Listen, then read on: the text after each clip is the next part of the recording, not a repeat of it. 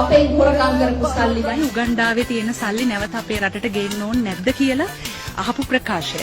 ඒකට මේ ප්‍රකාශය කරන මොහොතේත් මට පූර්ණ අවබෝධය තිබුණා තෝමස් ඩිලාරෝ සමාගම මුදල් මුද්‍රණය කරන බලපත්‍ර සහිත ආයතනය විසින් උගන්ඩා රාජ්‍යයට යැවීම සඳහා මුද්‍රණය කරපු යම් මුදල් නෝට්ටු ප්‍රමාණයක් රැගෙන යාම සිද්ධ කරා. ඒක තමයි මේ මම හිතන්නේ සමාජයේ විසින් අර කතිකාවකට ලක් කරගත්ත පුවත. හැබැයි මේක තෝමස් ඩිලාරෝ සමාගම විසින් කරපු ඇනෝමකට අනුව කරපු මුද්‍රණය කරපු මුදල් රැගෙන යාම. අපේ හොරකම් කරපු සල්ලි දැන් තියෙනවා උගන්ඩාවේ.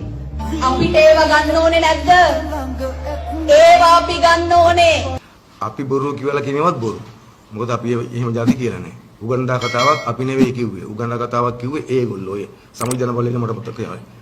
පූර්ණ අයිතියක් තියෙනවා ඕනම ඇත්තකදී වුණා එය බොරුවක් කියලා කියන්නේ. ඕනම බොරුවකදී වුණා ඒක ඇත්තක් කියලා කියන්න ඔබට අයිතිය තියෙනවා. ඒක ප්‍රජාතන්ත්‍රවාදී අයිතිය. මැයි 6 වෙනිදා අවශ්‍ය වෙන්නේ මොලෙත් අරගෙන ඡන්ද පොලට යන්නේ.